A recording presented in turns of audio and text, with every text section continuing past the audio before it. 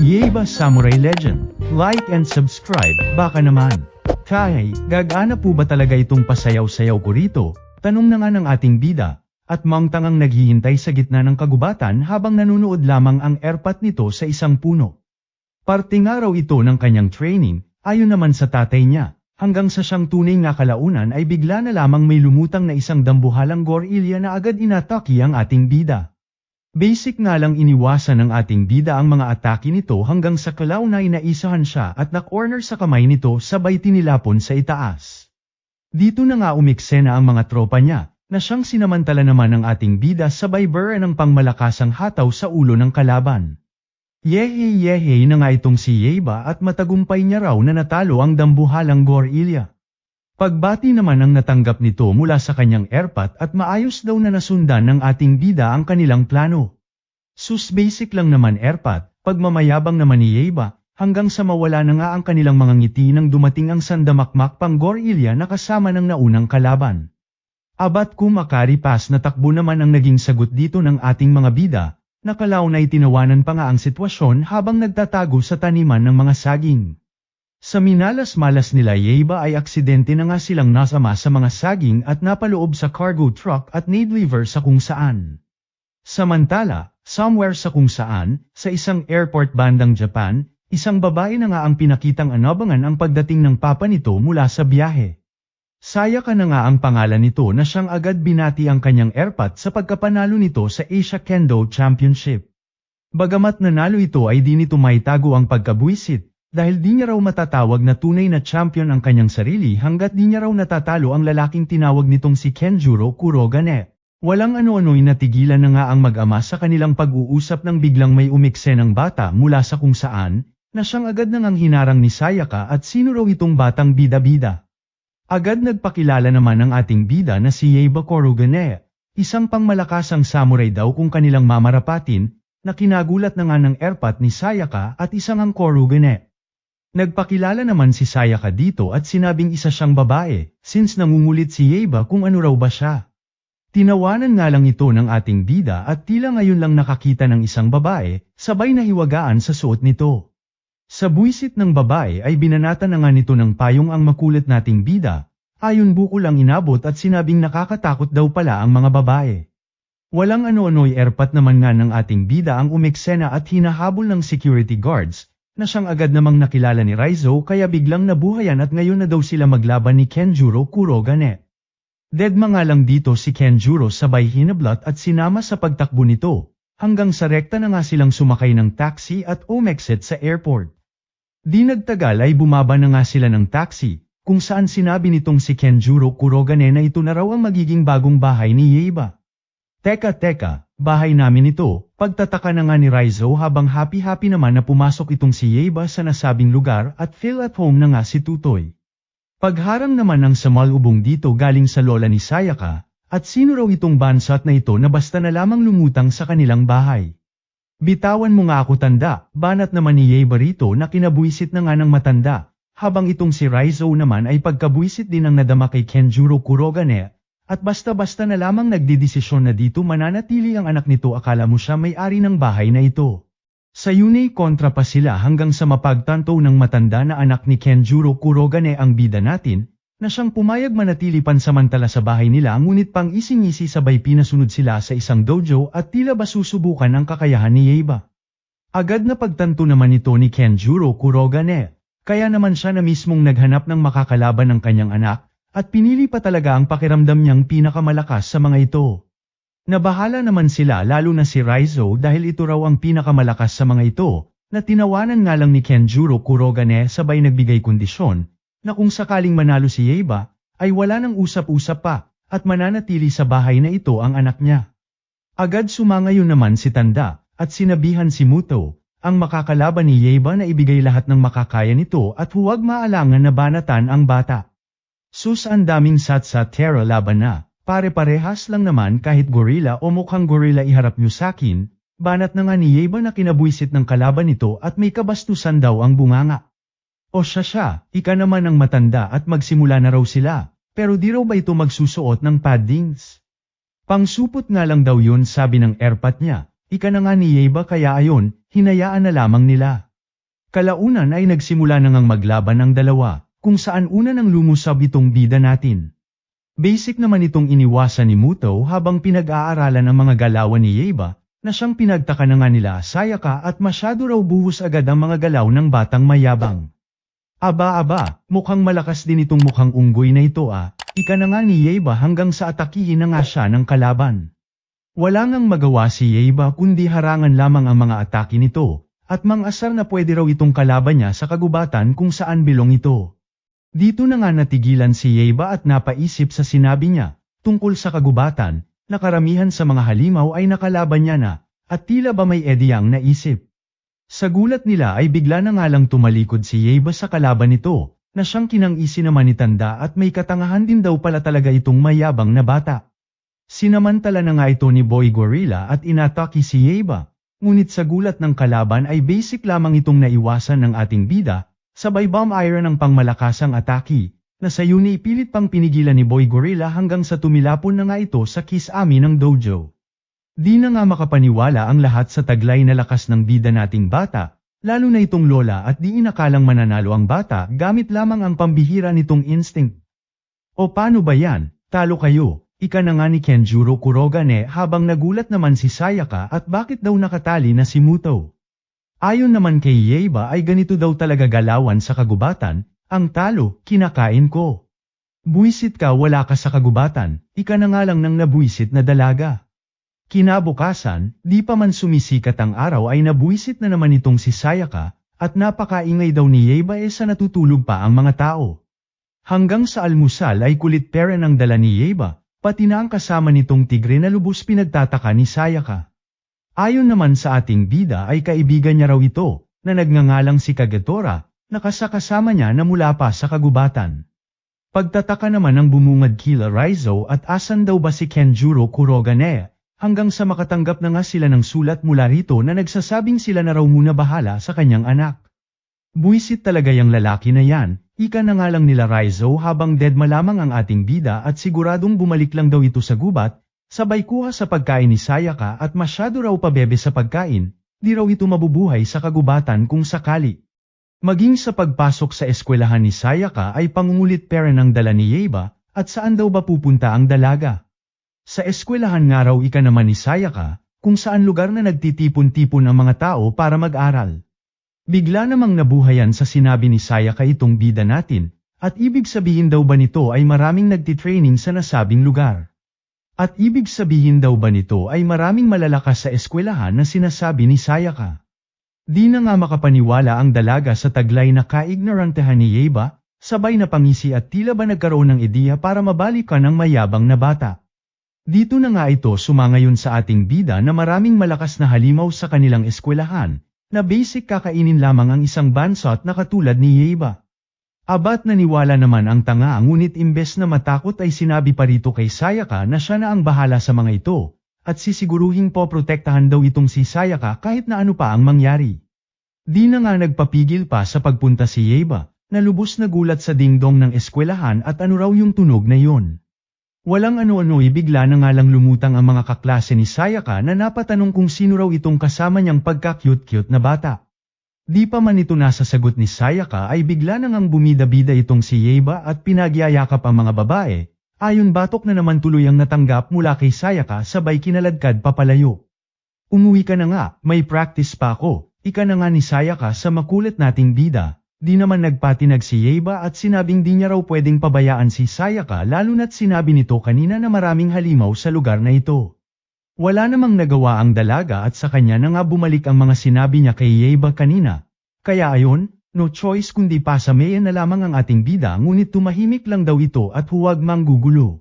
Tuwang-tuwa naman ang bata sa mga nakita at napakarami raw na samurai pala sa lugar na ito, hanggang sa pansamantala na nga itong iniwan ni Sayaka at magbibiis nga lang daw muna siya. Abat may kapilyuhan din itong si Yeiba at talagang sinundan hanggang sa dressing room si Sayaka, na may possible-sipol pang nalalaman at may sexy daw na nagbibihis.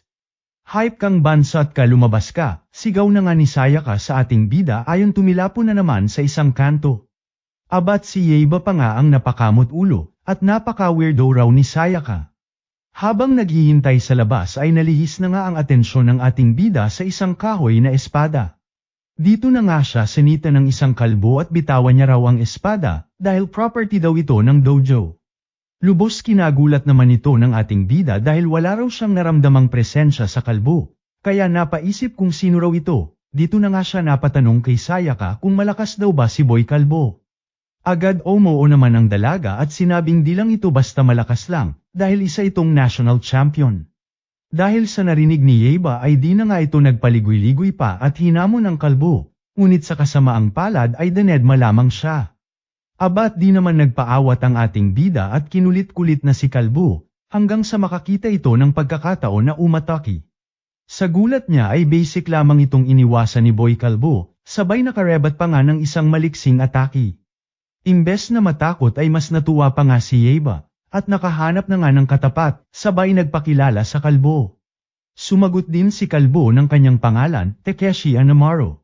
Pahampas na rin muna lods ng like at subscribe ko, salamat. Moment na nga itong si kalbo, habang kausap ang kanyang kapatid sa text, na huwag raw mag-alala sa kanya dahil kaya naman niya kahit mag-isang namumuhay. Sisiguraduhin niya rin daw na makukuhang muli ang championship ngayong taon kaya ikumusta na lamang daw siya nito sa kanilang lolo. Samantala, kulit na naman ang dala ni Yeba kay Sayaka at nakabuntot na naman sa dalaga, hanggang sa mabangga na nga nito sa hallway ang kalbong nagngangalang Anamaro.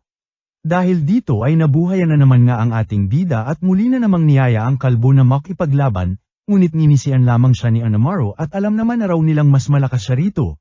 Tsaka siya pa raw magmumukhang kontrabida kung sakaling patulan niya pa ang bansot na katulad niya. Tila nabuisit naman si Yeba sa mga narinig kaya bomb iron ang atake sa kalbo. Ngunit muli, sa pangalawang pagkakataon ay basic lamang itong hinarang ni Anamaro ayun napahiya lamang ang ating bida, habang tawa-tawang umalis ang kalbo na minaliit na naman siya, at baka makalipas ang isang dekada ay makatsamba na raw si Yeba. Huwag na nga raw makulat si Yeba dahil baka kaya di muna siya pinapansin ni Anamaro ay dahil sa malapit na ang championship, at kailangan na raw mag-focus muna ni Anamaro. Tila wala namang pakialam dito si Yeba na pang-isingisi sa tabi, at meron nga raw siyang naisip na pangmalakasang ideya. Siyang tunay nga ay maghapong nawala si Yeba, na lubos kinabahala ni Sayaka at baka ano na naman daw ang pinaplano ng pasaway na bata. Dito na nga pinakita si Anamaro na lubos ang pagkataranta, at nawawala raw ang kanyang mga gamit, sabay lutang ng isang sulat mula sa kanyang bag. Kalbo, panot, naglalakad na poknat, nagmamahal, Yeba, ika na nga ng sulat na lubos kinabuisit ni Boy Kalbo. Agad na nga itong lumabas para hanapin ang ating bida, hanggang sa makita ang isa sa mga gamit niya, patibong naman ang bumungad dito ng kunin ang gamit, na siyang nagpang-isi sa kalbo at napakaisip bata raw ng ating bida. Sunod-sunod na patibong na nga ang kinaharap nito habang hinahanap si Yeba, habang itong ating bida heto nasa roof deck ng eskwelahan board na naghihintay sa kalbong kanyang nais makalaban. Di nagtagal ay narating na nga ni Anamaro ang kinaroroonan ni Yeba, na todo hingal sa dami ng pinagdaanan. Todo kinatuwa na nga ito ng ating bida at sa wakas daw ay lalabanan na siya ni Anamaro. Agad naman itong sinyapla ng kalbo at wala nga raw siyang planong labanan ang bansot bagkus ay nandito lamang para kunin ang kanyang gamit. Abat Eddie wala naman pala saking pakinabang itong headgear mo, ika na nga ni Yeba sabay itinapon ang gamit ni Anamaro.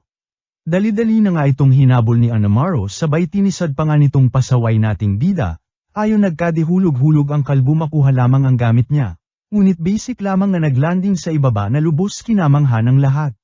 Ngisi-ngisi na nga si Anamaro hanggang sa bigla na lamang itong nahulog sa isang malalim na hukay, nakagagawa na naman nga ng ating bida. Ano kaya pa ba kalbo, lalabanan mo na ba ako, pang-aasar na nga ni Yeba sa kalbo. Ngunit talagang matigas din si Anamaro at talagang ayaw pagbigyan ang makulit na bata. Eddie wag, ribat naman ni Yeba sabay tinak pa ng butas na kinahulugan ni kalbo. Buisit, hype kang bansot ka. Pagmumuni-muni na nga ni Anamaro habang pinapakain ang kanyang mga kalapati. Pagbabayaran nga raw lahat ni Yeba ang ginawa nito sa kanya, at kung laban nga raw ang hanap nito, ay siya raw niyang ibibigay dito, sabay pakita sa kaibigang ibon ni Yeba na tila hinahanap ang ating bida. Sa inis nga ni Anamaro ay pumunta na ito kung saan nakatira si Yeba, ngunit sa kasamaang palad ay wala nga raw doon ngayon ang ating bida ayon naman kay Sayaka na lubos nitong kinabuisit. Dito na nga nito aksidenteng naapakan ang tigreng tropa ni Yeiba na siya nitong binukulan ng atakihin siya nito. Abat ang angas mo kalbo biglang singit na nga ng lola ni Sayaka, bagamat mukha man daw itong malakas, ay marami pa raw itong kakaining bigas bago tuluyang masabing malakas, sabay sabi na kung si Yeiba raw ang hanap nito ay siyang nagpunta rin sa bahay nila kalbo kanina pa lang. Buwisit na nga lang ang nasabi ni Anamaro at makikita nga raw ng mukhang kulangot nating bida ang hinahanap nito. Habang na-excite naman ang matanda sa magiging sagupaan ng dalawang mangtanga. Abat di naman nagkamali ang lola ni Sayaka at talagang nasa bahay nila Anamaro nagpunta itong pasaway nating bida. Dito na nga nito inabutan ang kaibigan niyang ibon na nanginginain sa may kalapatihan ni Anamaro sabay happy-happy na nagyakapan nang makita ang isa't isa.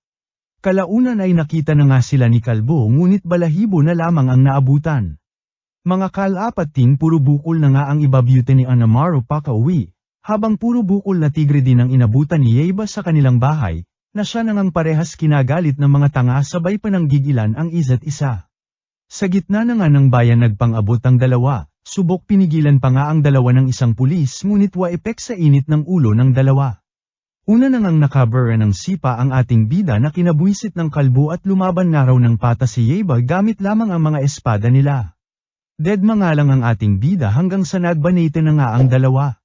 Hataw dito, banat doon, ayaw na ngang paawat ng dalawa kahit maraming tao sa paligid at mga tindahang napiperwisyo ng dalawa. Sa gigil ng dalawa ay umabot na nga sa taas ng bus ang laban ng mga tanga. Ayaw talagang magpatalo sa isa't isa hanggang sa maging mga troso sa isang truck ay nadamay na. Basic nga lang itong naharaang ni Anamaro ngunit di niya inasahang gagamitin ni Yeiba bilang diversion. Ayun bagamat naharang ang atake ni Bansut ay di naman naharang ang pangmalakasang kagat nito sa makintab niyang ulo. Aray-aray na nga si Kalbo hanggang sa nakaisa pang muli si Yeiba na siya nang nagpabagsak dito. Happy-happy naman ang ating bida at nagawa nga raw niyang talunin si Anamaro, ayun sumalansang na nga sa isang signage sa lansangan ubod pera ng katangahan. Umuwi na ngang parehas may mga tama ang dalawa, parehas umaaray-aray sa mga sugat nilang ginagamit ng sabay. Nadismaya naman ang lola ni Sayaka sa paraan ng pagkapanalo ni Yeiba, at nang agad nga sa laban ng espada. Hindi nga raw ito matatawag na panalo hanggat di siya nananalo ng patas. Agad na pagtanto naman ito ni Yeiba kaya sinabing sa susunod daw ay sisiguraduhin niyang mananalo siya ng patas, sabay ginanahang mag-training at niyaya pa nga ang mga tropa niyang animal. Tila nakulangan naman ang ating bida sa paraan ng kanyang training kaya naisip ang magtakip ng mata ng mas mahasa ang kanyang kakayahan. Kinamangha na nga ito ng lola ni Sayaka, at subok hinahasa raw ng ating bida ang shingan o perception nito, na magpapalakas ng pakiramdam kung saan manggagaling ang atake ng kalaban. Mangtangaman nga raw si Yeiba pero unti-unting natututo sabay umalis ng patawa-tawa. Tuwa rin ang nadama ng dalawang animal na tropa ni Yeiba at nababanatan ang ating bida, habang ang bida naman natin mas ginanahan pa lalo sa kabila nito, at nagpatuloy sa ginagawa nitong training, magpahanggang sa pagkain na lubos kinabuisit ni Sayaka, at napaka-oe raw sa kakain lang naman. Maging ang lola ni Sayaka ay nabuisit na rin kaya ayon nagpang-abot ang dalawa sa lamesa, abat ayaw talaga magpaawat ni Yeiba at maging sa pagligo ay may takip pera ng mata, ayon sumambulat ang supot na pisot sa harapan ng nagulat na si Sayaka, ayon lipad na naman si tanga ng banatan ni Sayaka. Samantala, bangungot na nga ang hatid ni Yeiba dito kay Kalbo, at di na nga maalis sa kanyang paningin maging sa kanyang pagtitraining. Nagising na nga itong tumatagaktak ang pawis at nagpasalamat na panaginip lamang ang lahat. Since di nga makatulog ay idinaan na lamang ni Anamaro ang pagpapaantok sa pamamagitan ng pagsasanay sa labas. Hayop kay Yeiba, wala pa akong talo sa lahat ng naging laban ko, tas matatalo lang ako basta-basta sa bansot na tubol kang hype ka, panggigigil na nga ni Anamaro habang binabalikan ang mga nangyari kanina. Kailangan nga raw niyang mas magpalakas pa, at sa galit nga ay nabanatan ng isang nakatayong semento. Sa gulat niya ay bumungad na nga ang isang lihim na daanan, na siya na nga nitong pinuntahan. Pinagtaka na nga ito ni Kalbo at kung anong lugar ito, hanggang sa mapadpad nga siya sa isang kwarto na puno ng rebulto. Sa gitna ng tila kwebang kwarto ay isang espada na nga ang bumungad sa kanya, at nang bandang kanyang hahawakan ay nagulat ng may boses na nagsalita mula sa kung saan. Kaya man ang inalagaan, ng buong angka ng Anamaro, pinasa sa inyong mga kalbo, kaya huwag magpakabobo, kunin mo at angkinin, ang espadang nagngangalang Fujinken. Espada ng Diyos ng Hangin, ikaw ay mas palalakasan kung iyon ang iyong hangarin. Napangisi na nga lang si Anamaru at sa pamamagitan nga raw ng espada na ito ay siguradong puksa sa kanya si Yeba. Dito na nga niya ito hinawakan, sabay natatagong kapangyarihan ay tila napakawalan. Arg-arg ika na nga lang ni Anamaru habang sinasaniban ng kapangyarihang nagmumula sa espada, hanggang sa tila durudamanyo na nga itong nag-transform kasabay ng pagkabunot ng espadang kanyang iwinagayway. Pabanat na rin muna lods ng like at subscribe ko dyan, salamat hihi. Abat happy na nga itong si Anamaru sa kapangyarihang kanyang natanggap, at gamit nga raw ang espadang Fujinken ay sisiguraduhin niyang buena mano itong si Yeba na makakatikim nito. Somewhere sa kung saan ay nagpasikat din ang isang espada na may kurukuryenteng kapangyarihan, na binabantayan ng isang matandang mukhang surot.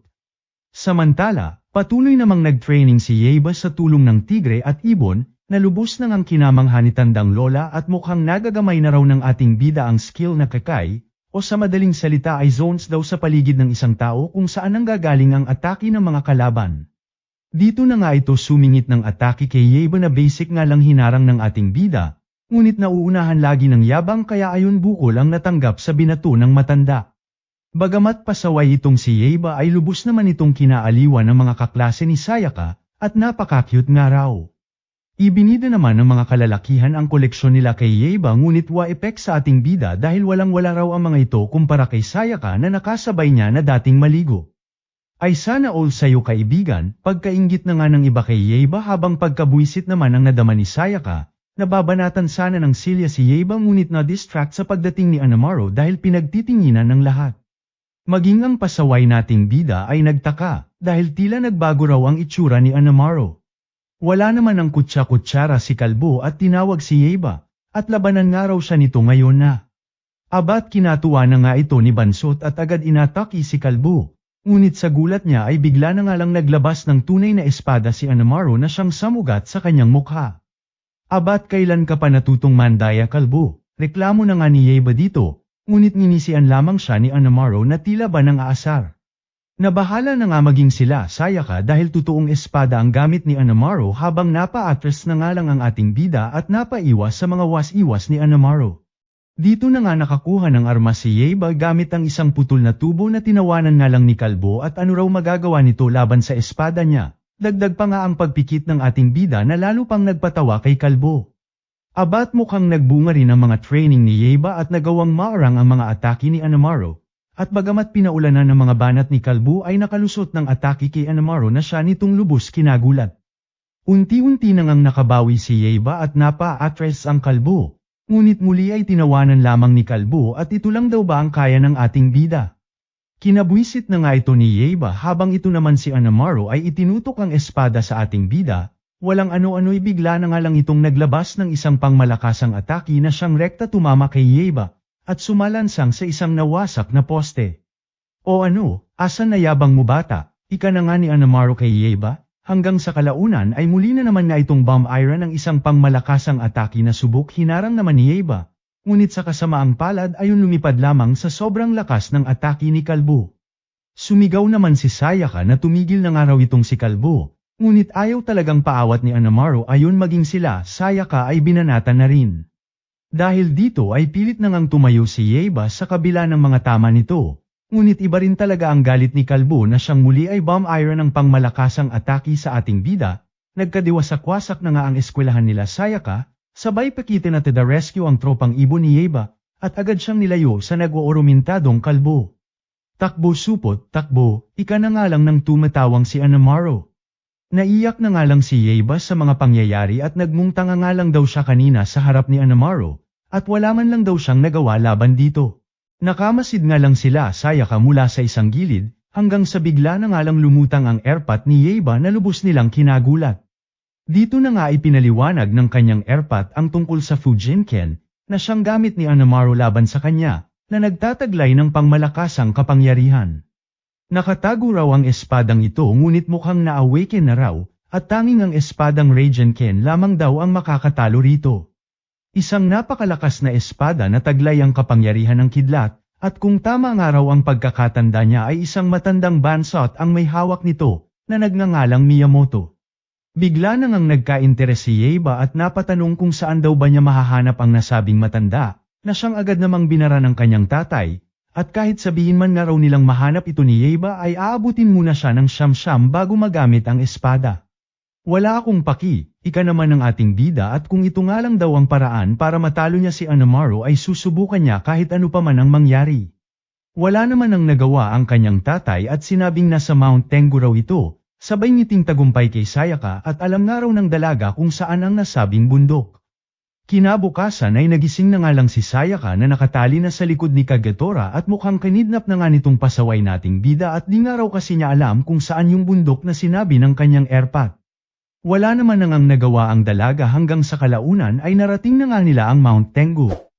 Todo reklamo naman si Sayaka dahil puro putik na raw ang kanyang pajama, hanggang sa magulat na nga lang siya na dala ni Yeiba ang uniform niya, at mukhang kinalkal pa raw mga damit niya sa bahay nila. Deadma nga lang ang ating bida sa mga dada nito sabay nagsabing nagugutom na siya kaya maghanap nga raw muna sila ng foods, sabay pakite sa isang anino na nakamasid sa kanila. Siyang tunay nga ay basic lamang nakahanap ng pagkain ang ating bida, na lubos kinamangha ni Sayaka. Walang ano-ano ibigla na lamang may bumagsak na mga mani mula sa itaas na siyang nag-distract sa kanila, sabay salisi ni Miyamoto at kinuha ang pagkain nila. Abat nasisipa nga ni Yeiba itong tropa niyang tigre hanggang sa bigla na lamang may bumagsak na buto mula sa taas. Dito na nga nila nakita ang isang matanda na nagpapasalamat sa pagkain na ibinigay daw nila.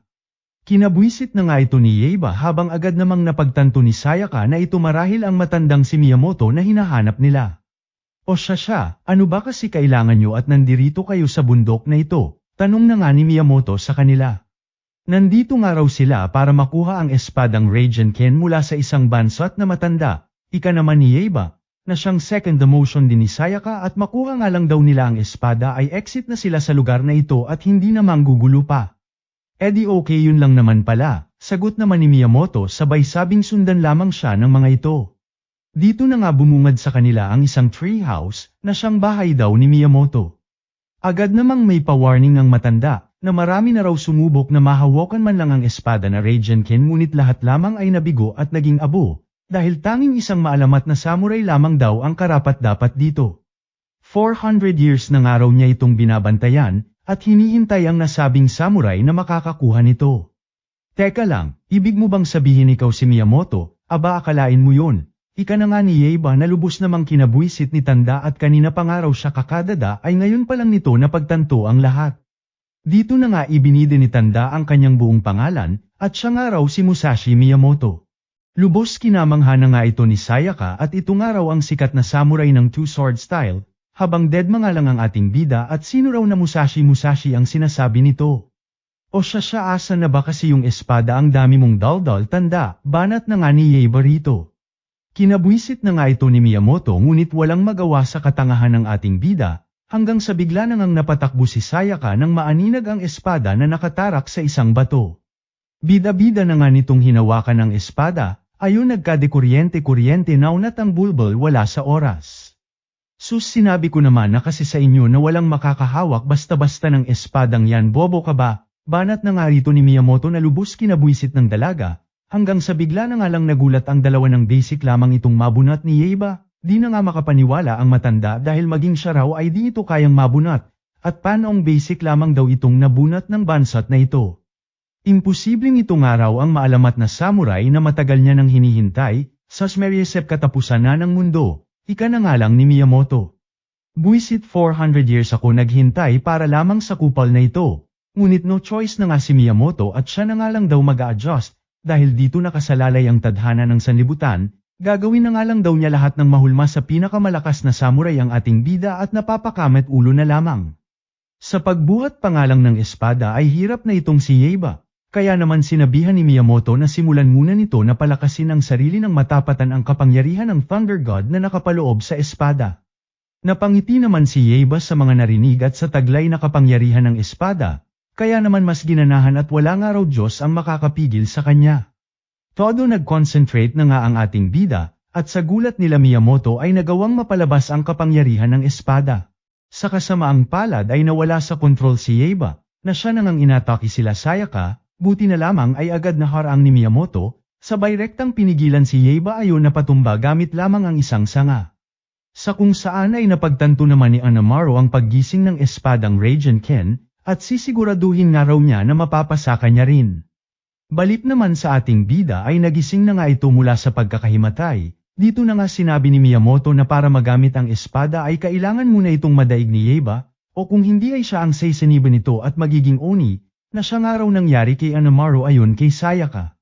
Sa sitwasyon nga raw ni Yeba ay di malayong magaya ito sa estado ni Kalbu, di naman nagpatinag si Yeba at sisiguraduhin nga raw niya na magagamit ang espada, at matatalo si Anamaro. Siyempre banatan mo na muna Lods, like at subscribe ko baka naman, salamat. Gamit ang bagong tagpong kapangyarihan ay may paorasyon na nga itong si Anamaro, kung saan nagtawag ng mga duro-demonyong backup na kanyang makakasama. Dito na nga pinabatid ni Kalbo sa mga ito na layo nilang makuha ang espadang Raging na kasalukuyang nasa gawing kanluran ng lugar na yon, huwag nga raw silang tatanga-tanga at siguraduhin huwag papalpak sa utos niyang pak na pak. Samantala, somewhere sa kung saan naman ay nagsimula ng mag-training itong ating bida, na todo reklamo sa matanda dahil imposible naman daw ang pinapagawa nito sa kanya na paglalakad sa ibabaw ng tubig. Wala akong sinabing maglakad ka, ang sabi ko tumawid kang bobo ka. Ika naman ang matanda sa kanya na kalaunay may pasample na nga sa kung paano niya ito gagawin. Basic nga lang nitong ginawa ang pagtawid sa tubig, na lubos namang kinamangha ng lahat, at para magawa nga raw ni Yeba ay kailangang nakafocus ito, tanggalin lahat ng pagdududa at pag-aani ng parehas na katawan at isip. Samantala, ayaw paawat na nga itong si Kalbo at maging ang Prime Minister ng kanilang bansa ay nilusob na. Pinagbabaril naman ito ng bodyguards ng Prime Minister ngunit walang epek sa kalaban nating Kalbo, na muli ay bomb iron ang pangmalakasang atake at ipinabatid sa lahat na simula raw ngayon ay siya na ang mamamalakad ng bansang ito. Siya nga raw si Anamaro at lahat sila ay susunod sa kanya. Balik naman sa ating bida kung saan nabuwisit na sa kanyang ginagawa kaya tumigil na lamang at nagreklamo kay Tanda. Poker face na nga lang si Tanda at sinabing napakaikli raw ng pasensya ni Yeba tulad ni Kojiro. Sinong Kojiro yan Tanda? Ika na nga lang ng ating bida na kinabuisit na naman nga ni Tanda at panong di raw nito kilala ang tanyag na genius samurai ng nakaraang dekada, ngunit bagamat malakas nga raw ito ay ubod daw ng ikli ng pasensya at nagpapalunod sa galit. Kalaunan ay iniabot na nga nito ang espada kay Yeba na nakalagay sa isang scabbard, nang kahit papaano ay mapigilan daw ang basta-basta na lamang paggamit nito sa espada. Lubos naman itong kinatuwa ng ating bida dahil nagmukha raw siyang isang ninja ngunit muli ay binalaan ni Tanda na huwag itong gagamitin ng Padalas de los. Samantala, habang nagluluto ng kanilang tanghalian si Sayaka ay bigla namang lumutang ang isang magandang dalaga at kasama nito na nagtatanong kung may nakita raw ba itong isang espada na tinatawag na Raging Sword sa lugar na ito. Medyo pasmado rin ang bunganga nitong si Sayaka at sinabing hawak nga raw ni Yeba ang nasabing espada. Saka pa lamang tinanong kung kakilala raw ba ni Tandang Musashi ang mga ito. Siyempre oo naman ang mga ito hanggang sa nagkrug-krug na nga ang tiyan ni Kuyang nakarob kaya inimbitahan ni Sayaka na sumabay na sa kanilang mananghalian. Abat di na nga nahiyang kumain ang nakarob hanggang sa mapatanong si Sayaka kung di raw ba ito naiinitan sa suot nito. Tatanggalin na nga sana nito ang robe ngunit biglang may bamanat sa likod nito, kaya naman natigilan sa ginagawa nito, sabay tawa-tawa ng dalaga. Di nagtagal ay dumating na nga sa eksena ang ating bida, sabay pa-cute ni ating bisita na lubos namang nagustuhan ni Tanda. Walang ano-ano'y bigla na lang nagbago ang mukha nito at sa wakas nga raw ay nakita na nila ang espada, sabay atake kay Yeba ayon tumilapon ang ating bida. Ibigay nga raw nila ang espada sa kanila, at dito na nga nagpakilala ng mga alagad ni Anamaro, ang 8 demons. Agad na ngang nagtanggal ng balat kayo ang babae, at nagpakilalang si Julius Zopopotamus III, habang ang lalaki namang nakarobe ay nagpakilalang si Heroda Gerozaman. Di pa man tapos magsalita ay pinagtawanan na nga ito ng ating mga bida, dahil sa mga kakaibang pangalan nila, lalo na raw itong si Zopopo, amoy tae raw ang pangalan. Kinabwisit na nga ito ni Zopopo kaya tinawag na ang kanilang resback, ngunit bago pa man makaatake sa ating mga bida ay isa-isa nang pinatumba ni Yeba habang tumatawa. Namangha naman dito si Tanda at tinawag ang teknik ni Yeba na Laughing Sword, kung saan ginagamit ang pagtawa para ma-distract ang kalaban. Maging sila Zopopo ay nakibanat na rin kaya naman tumulong na rin sila Tanda at medyo may karamihan ang mga kalaban. May kakulaitan nga rin itong palaka na siya nang nagwasak sa espadang kahoy ni Yeba, Pilit na nga rin itong inaagaw ang espada mula sa ating bida kaya naman napilitan na itong si Yeiba na hugutin ang espada mula sa scabbard nito. Dahil dito ay di na nga napigil ang mag-activate ang kapangyarihan ng espada, na siya nang agad nakita ni Tanda kaya inagapan ng ating bida. Sa kasamaang palad ay wa-epek ang pagsalba ni Tanda hanggang sa bomb iron na nga ng pangmalakasang atake ang ating bida ayon wasak ang bahay ng master niyang matanda. Kanya-kanya nang ang ilag ang mga kalaban habang lubos naman ang pag-aalala nila Sayaka dahil wala na sa kontrol ang kanilang kaibigan. Maging si Tanda ay hirap na itong pigilan kaya naman naisip ang kausapin si Palaka at iminungkahi ritong pansamantalang makipagtulungan at pigilan si Yeiba, dahil pare-parehas silang mamamatay kung nagkataon. Pangmalakas ang atake na nga ang ibinira ni Yeiba na siyang agad namang naiwasan nila Tanda, hanggang sa pagtulungan na nga ang ating bida ng dalawa. Ngunit sadyang may kalakasan ito at nahirapan pera ng dalawa. Di naman agad sumuko sila Tanda maging si Palaka na ginamit na nga ang mahahaba nitong dila mahawakan lamang si Yeiba, sinamantala na nga ito ni Tanda para makalusot ng atake ngunit agad paring naharang ni Yeiba. Sa lakas ng atake ay naputol na nga ang espada ni Tanda ngunit kasabay nito ay nagulat na lamang sila nang matanggal ang bowlang kristal na nakalagay sa espada, sabay gamulong papunta kay Sayaka. Dito na nga nagising si Yeiba na lubos ang pagtataka kung ano raw ba ang nangyari, habang yehe-yehe naman sila Tanda at Palaka na kalaunay napalayo na rin sa isa't isa at nagkahiyaan.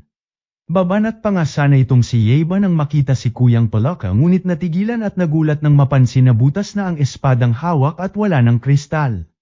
Maging si Tanda ay napaisip na marahil nagmumula ang kapangyarihan ng espada sa kristal na natanggal. Bitawan niyo ako, sigaw na nga ni Sayaka mula sa malayo, hawak ng mga kalaban na biglang nagkalakas loob dahil natanggal na nga ang kristal na pinagmumulan ng kapangyarihan ng espadang Raiden. Kung mahalaga nga raw ang buhay ng dalaga sa ating bida ay ibigay nito sa kanila ang espada, pagbabanta na nga ni Zop-Opo kay Yeiba. Utot mong Zop-Opo ka, ika na nga ng ating bida sa kalaban habang nagpumiglas naman itong si Sayaka at pakawalan nga raw siya ng mga ito. Dito na nga nito ibinaling ang atensyon kay Kuya Palaka, at samantalahin na nga raw ang pagkakataon para atakihin ang ating mga bida. Agad pumorma naman ang Palaka ngunit biglang natigilan ng naalala ang pagprotekta sa kanya ng matanda kanina. Sa buwisit ni Zop-Opo ay inatake na nga nito ang kakamping Palaka, ngunit di nagtagumpay dahil maging si Yeiba ay prinotektahan na rin ito, na tila ba tropa na nila. Ba't inaatake mo ang kaibigan mo, ika na nga ng ating bida sa kalaban? Walang kwenta, yan ang tawag sa Palaka na yan, ribat naman ni Zop-Opo at wala nga raw karapatang magsilbi sa Lord Anamaru nila ang mga katulad nitong walang silbi. Di sa akin na lang siya, laman tiyan din yan, ika na nga ni Yeiba na lubos kinagulat ng Palaka, sabay pagbulong ng ating bida na umalis na nga raw itong Palaka habang nadidistract niya pa ang kalaban. Todo pang-aasar na nga itong si Yeiba kay Zop-Opo kaya naman siya na ang pinagbalingan ng kalaban, sabay nagpahabol sa gubat. Samalubong na nga sa ating bida ang iba pang kasamahan ng kalaban hanggang sa maabyutan na siya ni Zop-Opo na siyang agad nirekta siya ng atake. Pilit sumabay na nga si Yeiba sa kalaban ngunit sadyang lamang ito sa laki kaya naman tumatalbog lamang itong ating bida. Tawa-tawa na nga itong si Zop-Opo dahil wala nga raw pan-apat sa kanya itong bata kaya ibigay na nga lang daw ng ating bida ang espada nang matapos na ang paghihirap nito. Abat ayaw din talaga sumuko ni Yeiba na siya na namang ngang tumilapon sa atake ni Zop-Opo, sabay umikot-ikot ang kanyang espada, na agad namang sinalo ni Yeiba. Nagmistulang malaking shuriken na nga ito na siya niyang ginamit sa mga lumutang na kalaban. Napangiti na nga ang ating bida sa mga pangyayari at nagkaideya na gamitin ang kanyang espada mala shuriken. Kanya-kanya na ngang takbuhan ng mga kalaban habang hinahabol ng ating bida, na pinatumba na halos lahat ng puno na kanilang nadaanan dahil sa espada niyang iwinawasiwas sa mga kalaban. Happy-happy na naman si Tanda sa mga nakikita habang napa-exit naman na itong si Zop-Opo at minabyutang kunin na lamang ang kristal at huwag nang makipaglaban pa. Napansin na nga ito ni Yeiba kaya napilitang dumaan sa ilog, at sa gulat nila ay nagawa na ngang makatawid ni Yeiba tulad ng training nito kanina. Bukod dito ay isang panibagong teknik pa ang natutunan nito. At gamit nga ang espadang walang kristal ay malasher ka nitong pinaikot-ikot sa kanyang kamay sabay rektang ibinira sa kalabang may paharang-harang pang nalalaman, ayon ulat siwa sa gitna ang kalaban, naging ahas na lamang hanggang sa gubat ay umexit na at gumapang. Kinagabihan ay may pa-bonfire na nga ang ating mga bida at wasak na nga ang bahay ni Tanda, kasama ang bagong tagpong kakamping Palaka. Dito na nga nila nabalitaan ang ginawang pagsakop ni Anamaro sa Kapitolyo, na siyang simula ng unti-unting paghahasik nito ng lagim. Dahil dito ay iminungkahi na nga ni Tanda na magtungo sila sa Ganryo Island, na marahil maghahatid sa kanila ng clue kung paano mamamaster ni Yeiba ang Radiant Sword. Agad na nga silang naglakbay kinabukasan habang nakakwintas kay Sayaka ang kristal, sabay pakita sa isang insektong drone na tila nagmamatsyag sa kanila. Pabanat na rin muna lods ng like at subscribe ko, salamat hihi. Sa ilalim ng lihim na lungga ni Anamaro, nagulat si Mr. Spider. Sabi niya, nasa kamay na ni Yeiba ang Radiant Sword. Nang marinig yun, hindi makapaniwala si Anamaro para sa kanya. Imposibleng mapasa kamay ni Yeiba ang ganong klaseng espada. Pero kampante si Mr. Spider, ang utak ng grupo. At ayon sa calculations niya, panalo na sila. Pinadala na raw kasi niya si Mr. Slug, isa sa pinakamalakas nilang 8 demons, para bawiin ang espada. Ipinakita pa niya kay Anamaro ang video ni Mr. Slug, na siyang confident na matatalo agad si Yeiba. Habang pinapanood ni Anamaro ang laban, nagtataka siya kung bakit walang tumutulong kay Mr. Slug. Sabi naman ni Mr. Spider, matagal lang daw kasi ang biyahe nito. Slug na kasi. Hindi pa rin makamove on si Anamaro. Dati, nakampante rin siya kay Zupo para kunin ang espada, pero pumalpak ito. At ang masaklap pa, si Palaka, na dating kakampi nila, sumama na kay Yeiba. Pero natawa lang si Mr. Spider, sabay sabing bahagi raw lahat yun ng plano niya. Samantala, halos 30 minuto nang naglalaban sina Yeiba at Mr. Slug, pero hindi pa rin makalusot ang kahit isang atake. Sobrang laki at madulas kasi ng katawan nito, at halos immune sa physical attacks. Buti na lang, naalala nila na ayaw ng Slug sa asin. Kaya nagtapon sila ng mga sako ng asin sa ere, at gamit ang sepukan teknik, pinasabog ni Yeiba ang mga ito sa taas. Bumagsak ang asin kay Mr. Slug at unti-unti siyang lumiit, pabalik sa original niyang anyo. Nagulat ang lahat sa nangyari. Alam ni Mr. Slug na talo na siya, kaya dali-daling tumakbo palayo habang nagsisigaw ng maghihiganti ako. Pinapanood lang lahat to ni Anamaro at halatang hindi siya natuwa. Tinanong niya si Mr. Spider kung may plan B pa sila. Sabi naman ni Mr. Spider, relax, may next move na ako. Sa kabilang banda, habang papalubog ang araw, pauwi na ang ating mga bida. Sakto namang lumapit ang hot spring owner na kanila na todo excited. Akala niya papasok sila, at sinabing sila raw ang 1,000,000th customer nila, kaya libre ang lahat. Kahit walang pambayad, tinanggap nila ang alok sabay dinala sila ng mga maid sa loob. Habang si Miyamoto at Mr. Palaka ay chill-chill lang, si Yeiba naman puro kalokohan. Sinubukan ni Mr. Palaka gulatin si Yeiba para matest siya, hanggang sa ayon, sumemplang ito sa tubig. Sabi ni Miyamoto, malayo pa si Yeiba sa pagiging best samurai, habang sa malayo ay may isang nilalang na may pulang mata ang palihim na nanunood sa kanila. Sa kabilang paliguan, si Sayaka ay nagbababad sa tubig, pero ramdam niyang may nagmamasid. Tiningnan niya ang paligid pero wala siyang nakita. Inakala niyang si Yeiba ang naninilip, kaya binuhusan niya ito ng tubig. Nagalit si Yeiba dahil wala naman siyang ginagawa, hanggang maya-maya, nagtaka na lang siya kung bakit siya pa ang pinagalitan gayong wala naman daw worth panoorin. Natawa si Miyamoto at nakaisip ng bagong training, paakyatin sila sa madulash na pader. Game agad si Yeiba, pero pag-akyat niya, sinalubong siya ni Sayaka at ng iba na may dalang hose. Binomba siya ng tubig pero nakalutang pa rin siya sa hangin. Pinutol ni Sayaka ang tubig kaya bumagsak si Yeiba, o lots ang pasikat nating bida. Habang nagbibihis na sila at handa ng kumain, napansin ni Yeiba na isang mangkok lang ng kanin ang inihain sa kanya. Abat parusa raw yun ni Sayaka dahil sa paninilip, kahit si Miyamoto talaga ang may sala. Sinabi ni Mr. Starfish na matagal na raw siyang naninilip sa grupo, at confirmed si Yeiba talaga ang may hawak ng Radiant Sword. At kahit sa paliligo, dala-dala raw niya ito. Ngayon, kailangan nilang magplano para makuha ang espada. Pero problema, sobrang hirap kalabanin ng sepukan teknik ni Yeiba. Naisip nilang baka pwedeng mag-disguise gaya ni Mr. Snake para makalusot. Pero alam nila na kapag nagpakita sila, automatic santukan agad. Maya-maya, nakabuo rin sila ng plano. Dumating bigla ang hot spring owner at sinabi nilang may special event, ang Kamodameshi. Kapag nalagpasan daw nila to, makaka-access sila sa pinaka-secret na hot spring na may healing powers at pampaganda ng balat.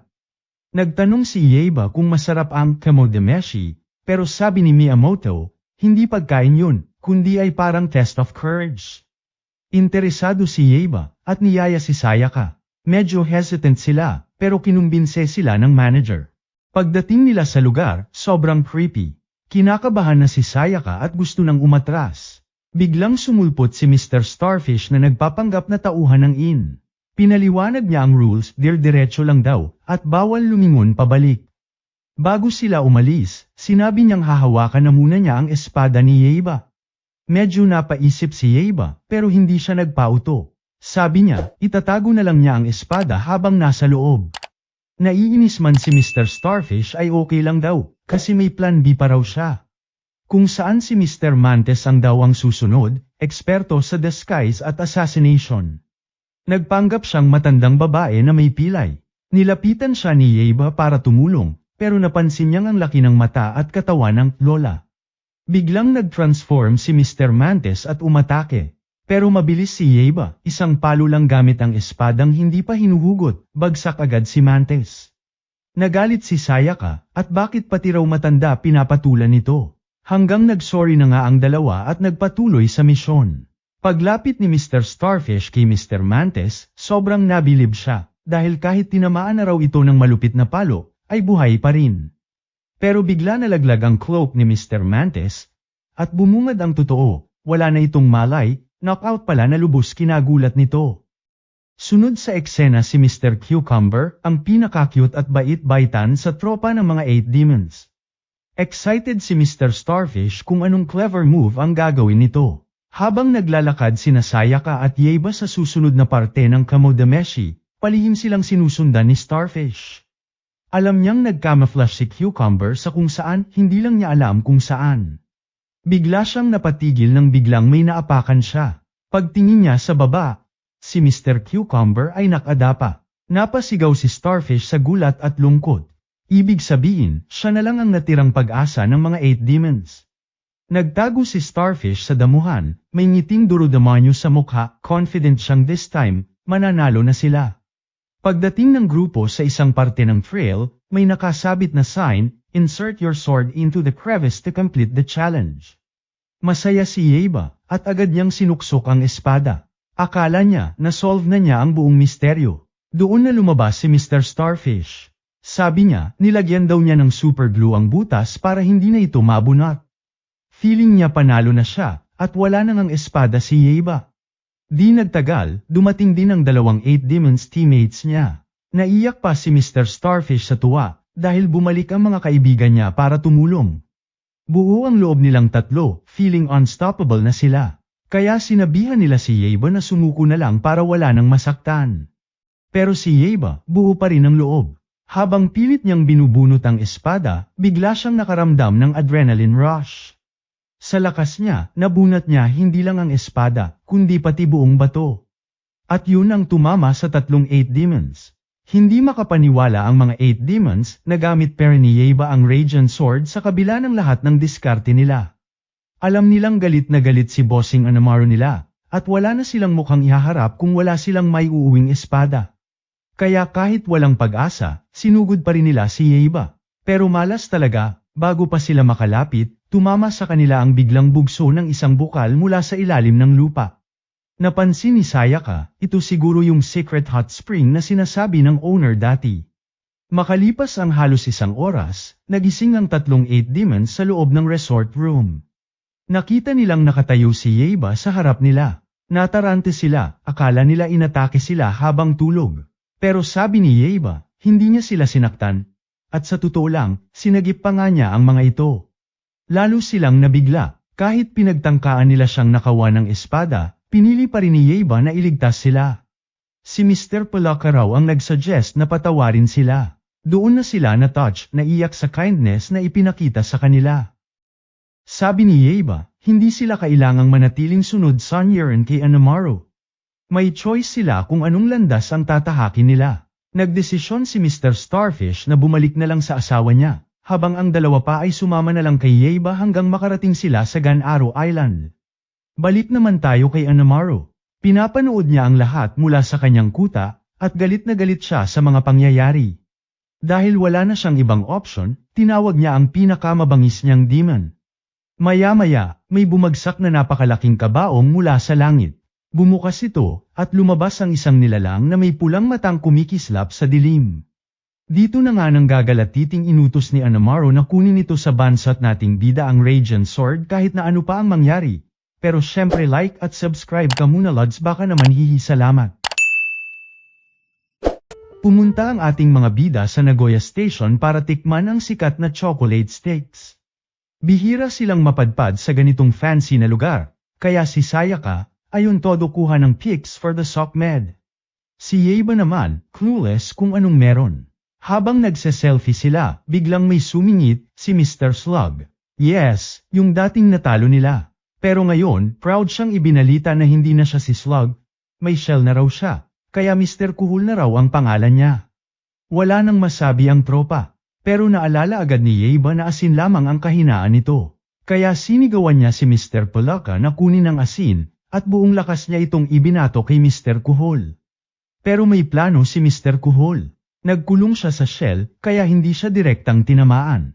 Kahit protected siya sa asin, open na open naman ang depensa niya. Sakto, ginamit ni Yeiba ang senpukan technique at tinira ang shell niya ng rekta. Ayun napuruhan si Mr. Kuhul, kaya napilitan siyang gumapang palayo. Habang pinapanood ito ni Miyamoto, napaisip siya, ganito ba talaga ang mga demons na kinukuha ni Anamaru, habang si Yeiba, taas noo pa habang tumatawa.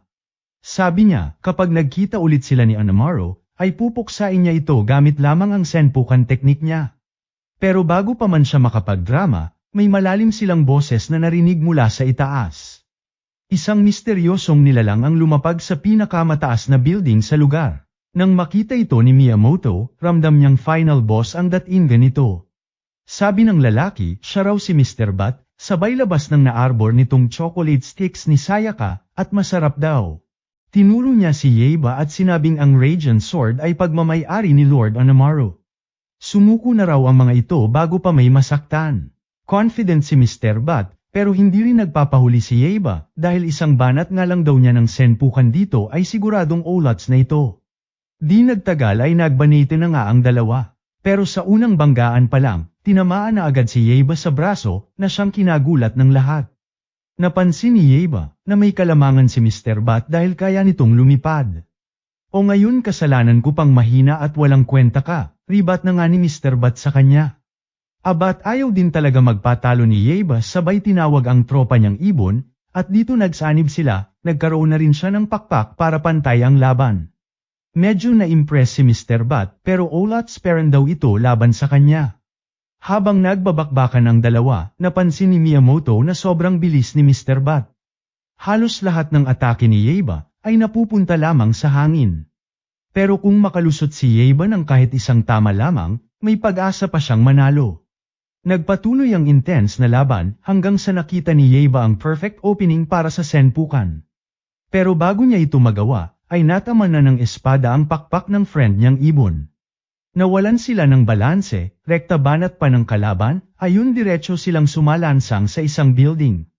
Habang nakahandusay si Yeiba, lumapit si Mr. Bat para tapusin na siya. Buti na lang, dumating si Miyamoto at nablock ang pangmalakasang atake nito.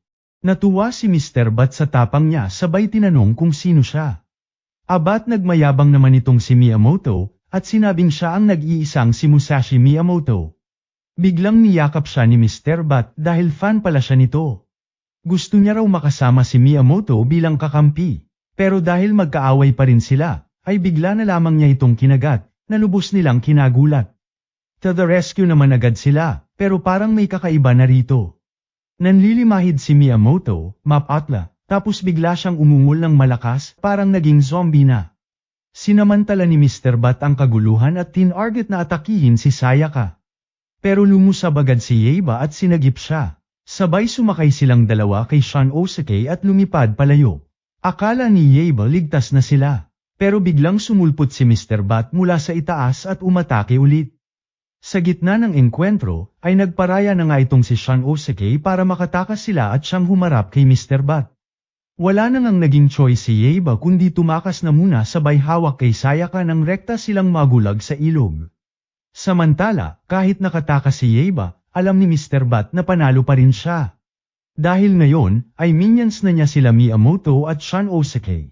Malapit na raw niyang makuha ang Radiant Sword, konting kembot na lamang. Kinagabihan, nakaupo sina Yeiba at Sayaka sa isang tulay. Halatang mabigat ang loob nila, lalo na't karamihan sa tropa nila ay nahuli na ni Mr. Bat. Dahil dito, ay nakiusap siya kay Sayaka na ibigay na sa kanya ang orb, at ito na nga lang daw pag-asa nila para matalo si Mr. Bat. Pero takot si Sayaka, natatakot siyang baka lamunin ulit si Yeiba ng kapangyarihan ng Thunder God at tuluyang maging isang demon, gaya ng nangyari kay Anamaru. Kaya ko na yan, sagot naman ni Yeiba na agad namang kinontra ni Sayaka, dahil kung magkataon ay si Miyamoto nga lang ang makakapigil sa kanya kaso nakontrol na nga ng kalaban. Lalo na frustrate ang ating bida, dahil pati senpukan teknik niya, walang laban kay Mr. Bat.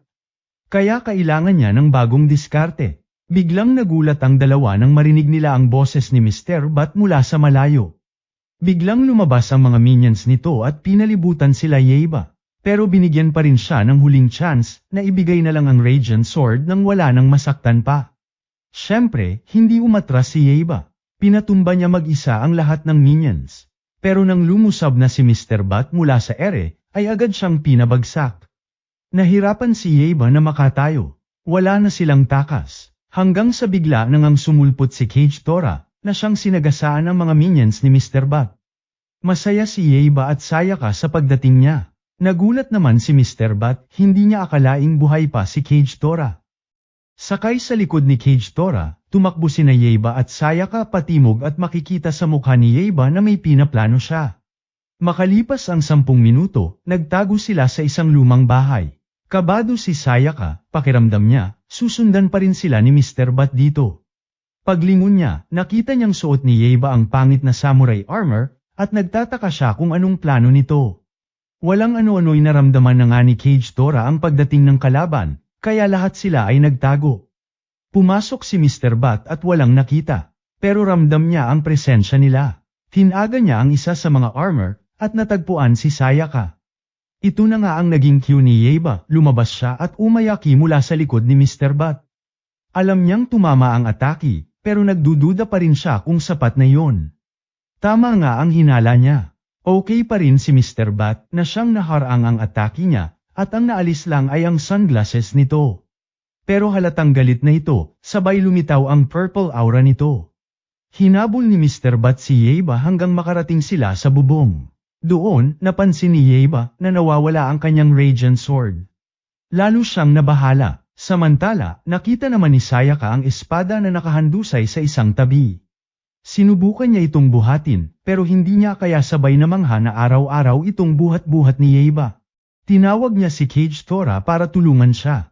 At sa daan, sinalubong sila ng ilang minions, pero dinaanan na lang nila, at wala ng oras para lumaban pa. Habang si Yeiba ay wala pa ring armas, todo iwas siya sa mga atake ni Mr. Bat, pero halatang dehado siya. Pagdating ni Sayaka at Cage Tora, ibinato agad sa kanya ang espada. Sinubukan ni Yeiba na gamitin ang senpukan, pero nilagyan ni Mr. Bat ng Dark Orb ang espada, kaya hindi na niya ito magawang paikot ikutin pa. Pero hindi nagpaawat si Yeiba. Kahit walang senpukan teknik, lumaban pa rin siya ng espadahan. Sa tagal ng sagupaan, nag-api siya, binalibag sa lupa, at halos tapusin na siya ni Mr. Bat. Sa gilid ay napasigaw na nga itong si Sayaka, dahil akala niya, ay katapusan na ni Yeiba.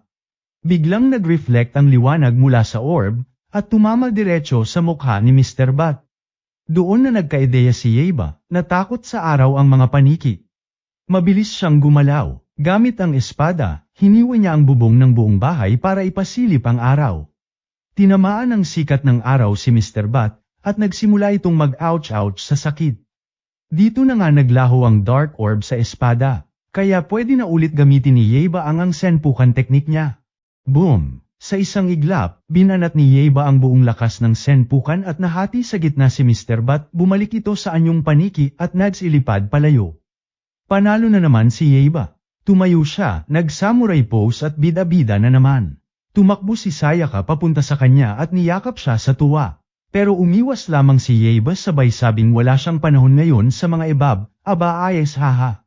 Kinabukasan, nasa park na sila. Habang kumakain ang lahat, si Yeba naman ayaw pang kumain, at todo nag-tech train sa likod.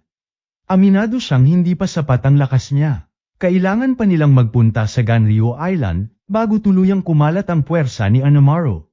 Pero bago yan pakalat na rin lods ng like at subscribe musus naman salamat.